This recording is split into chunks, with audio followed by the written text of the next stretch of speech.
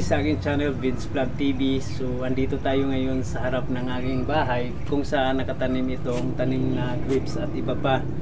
So tayo ngayon sa aking BSP training ng grapes o dating arbor trellis training system to vertical shoot positioning system, ating tanim na grapes. So ito na po yung mga bunga niya guys. Yan, malalaki na to. Ayan, ayan na siya.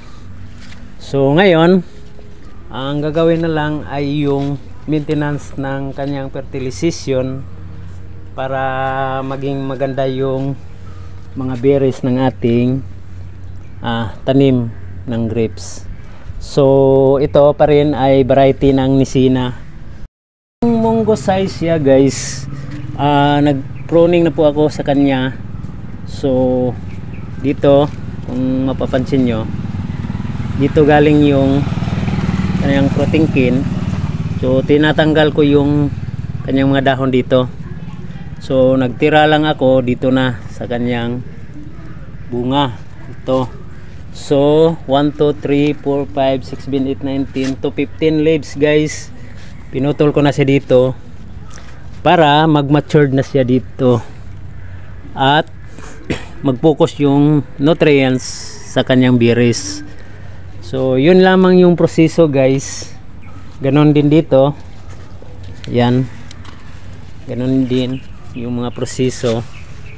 So ngayon, yung maintain na lang natin dito is foliar fertilizer.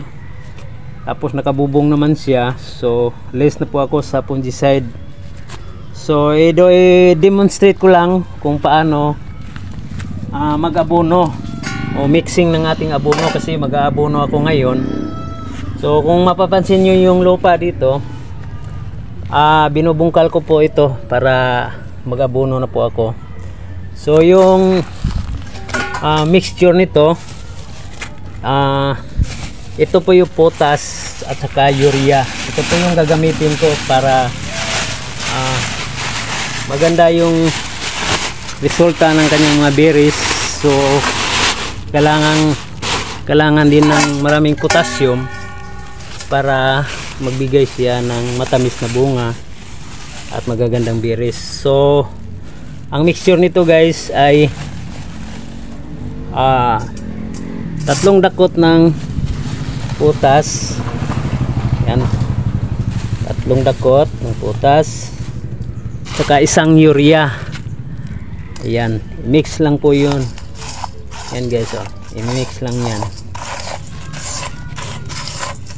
Focus po tayo sa potassium kasi malalaki na ang kanyang mga berries. So kung titingnan nyo, so nagtining na po ako dito. Ibig sabihin, tinatanggal ko na yung mga maliliit na berries. Yan, so maluwag na siya. Kaya okay na siya. So ito guys, ganito lang kadami yung i-apply kong abono. So ibubudbud lang dito. Yan, ganyan lang para pang food supplement sa kanyang mga berries. Yan, yan po. Pagkatapos guys, didiligan ng tubig para ma-absorb kaagad ng kanyang mga ugat. So kailangan didiligan yan, para ma-absorb.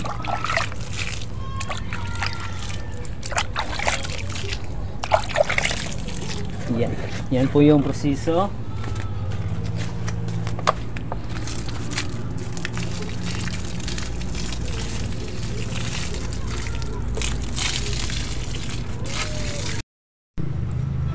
So dito sa kabila guys, so hinayaan ko munang lumago siya ng husto para mapalaki ko pa yung kanyang mga cordon.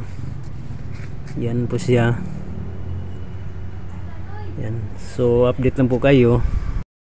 Paki-like and share na rin sa aking video. Kung hindi ka pa nakapag-subscribe, mag-subscribe ka na at isama mo na rin pindutin yung bell button para ma-update kita sa mga bago kong upload.